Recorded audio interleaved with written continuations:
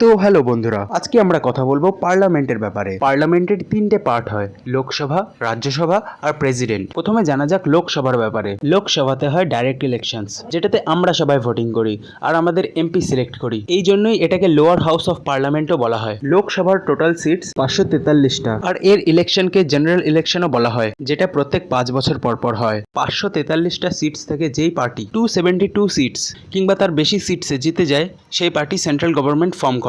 এবার আমরা জানবো রাজ্যসভার ব্যাপারে। রাজ্যসভায় টোটাল সিটস হয় 245টা, যার মধ্যে 233 জন ইলেক্টেড হয় আর 12টা seats president of India famous পার্সোনালিটিসকে নমিনেট করে, যাতে তারাও ল মেকিং এর প্রসেসে পার্টিসিপেট করতে পারে। এবার আমরা জানবো এই ইলেক্টেড সিটস এর ব্যাপারে। এই 233টা সিটসে ইনডাইরেক্ট ইলেকশন হয়, মানে আমরা এখানে ভোট দিতে পারবো না। প্রত্যেক স্টেট আর ইউটিজ এর সিট ফিক্সড হয় এই 233টা সিটসের মধ্যে। যেমন ইউপির 31টা সিটস আছে, পশ্চিমবঙ্গের আছে 16টা, গোয়ার একটা, আর সো অন। ফর এক্সাম্পল, হরিয়ানার 5টা সিটস আছে রাজ্যসভায়। হরিয়ানাতে যে এমএলএস আছে সেটা হলো 90। এবার এই 90 এমএলএস পার্টিসিপেট করবে আর 5টা এমএলএস এখান থেকে ইলেক্ট হবে। জিতে যাওয়া 5টা এমএলএ এবার রাজ্যসভাতে হরিয়ানাকে রিপ্রেজেন্ট করবে। এইভাবে প্রত্যেক ইউটিস আর স্টেটস থেকে লোক ইলেক্ট হয়ে রাজ্যসভার 233টা সিটসকে পুরো করবে। যেই এমএলএস ইলেকশন জিতে যায় তারা রাজ্যসভায় যায়। এবার তাদের এমএলএস না বলে এমপি বলা হয়, কারণ তারা এখন মেম্বার অফ পার্লামেন্ট হয়ে যায়। তাছাড়া রাজ্যসভার এমপিসদের টেনিউর 6 বছর হয়, আর এটা একটা পার্মানেন্ট বডি হয়,